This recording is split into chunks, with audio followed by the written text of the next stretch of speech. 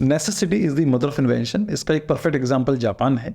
आज की वीडियो में देखेंगे कि जापान ने अपनी जो लिमिटेशंस हैं या फिर जो उनके चैलेंजेस हैं उनको कैसे मैनेज किया और किस तरह के इनोवेशन या सोल्यूशन निकाले आर्किटेक्चर में। तो आज का टॉपिक है कि हाउ जापान मैनेज और let's see into practical aspect of Japanese architecture influenced by there unique environmental challenges. Our discussion will be limited to the architecture aspect only because ये architecture का ही चैनल है।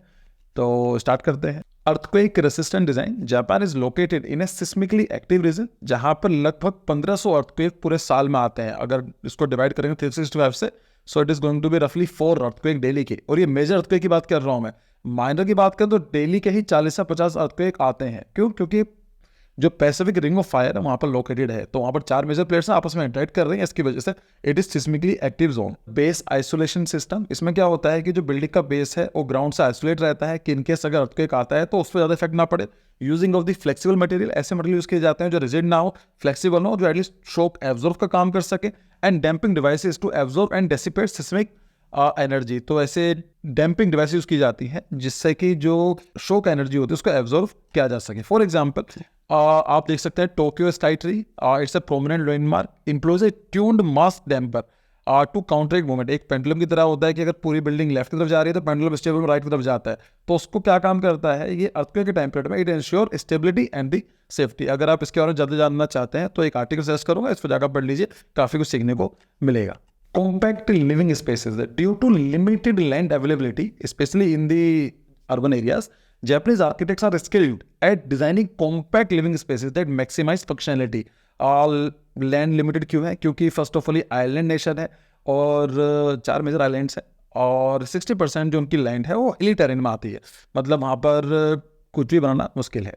और इन्होंने कैसे काउंटर किया इसके लिए? So capsule hotels and micro apartment showcase innovative design solution. छोटे से छोटा स्पेस को भी सही से यूज करते हैं without compromising the comfort. Typhoon resistant architecture.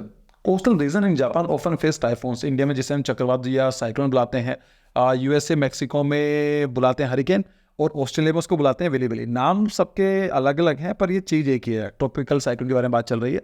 So architects consider wind resistant designing. This include reinforced structures, aerodynamic shapes and secure roofing.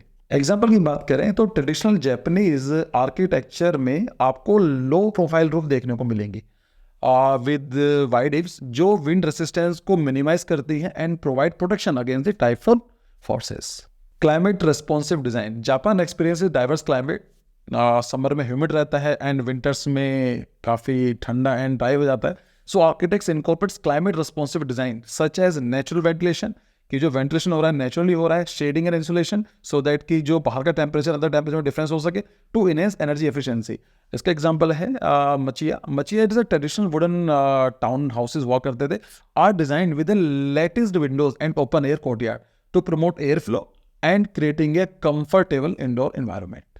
Flood resilient structures. देखिए जापान में फ्लड्स आती रहती हैं specially during the heavy rainfall season and the typhoon time.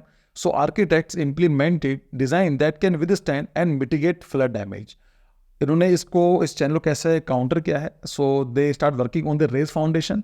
जो उनकी foundation होती है buildings की उनको उठा दिया जाता है and water proofing technique use की जाती है इन बिल्डिंग सो दैट कि to help prevent water infiltration during floods and preserving the structural integrity of the architecture. तो जो बिल्डिंग बनाई गई है उसका जो स्ट्रक्चरल इंटीग्रिटी उसको प्रिजर्व करा जाता है। Adaptive reuse and sustainable practices. देखिए वहाँ पर रिसोर्सेज लिमिटेड हैं, तो in response to the limited resources and a focus on sustainability, Japanese architects often engage in adaptive reuse of existing structures and incorporating eco friendly practices. मतलब क्या है कि जो स्ट्रक्चर ऑलरेडी है उसको डिसमेंटल नहीं किया जाता है, उसको उसका फंक्शन थोड़ा बहुत चेंज करके फंक्शन चेंज कर देते हैं। जैसे कि ओल्ड वेयर हाउसेज को मॉडर्न रेजिडेंस में कन्वर्ट कर देना या फिर ऑफिस स्पेसेस में कन्वर्ट कर देना, ट्रांसफॉर्म कर देना, utilising existing structures while minimising the environmental impact of a new construction. क्योंकि आप बिल्कुल नया बनाने वाले हो तो पुराना खत्म करना पड़ेगा, उसका वेस्ट जनरेट होगा, फिर नया लेकर आप बनाओगे, तो इससे बेटर है कि जो पुरानी चीज़ है उसको थोड़ा ट्रांसफॉर्म कर दो। तो it actually helps in sustaining their architecture.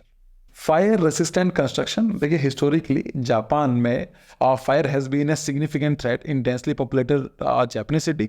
तो traditional and contemporary architects implemented fire resistant materials and design to mitigate the risk. तो इस तरह का मटेरियल यूज़ किया जाता है, ऐसा डिज़ाइन यूज़ किया जाता है कि फायर को कम किया जा सके, जो उसका स्प्रेड होता है उसको रोका जा सके। For example the use of the non combustible material like concrete and the fire resistant coating, मतलब ऐसा मटेरियल यूज़ किया जाता है जो कम्बशेबल ना हो, या फिर एक कोटिंग डाल दी जाती है बिल्डिंग्स के ऊपर कि फायर को आगे स्प्रेड करने से रोकती है ना। तो इस तरह का भी डेवलपमेंट हमें देखने को मिलता है।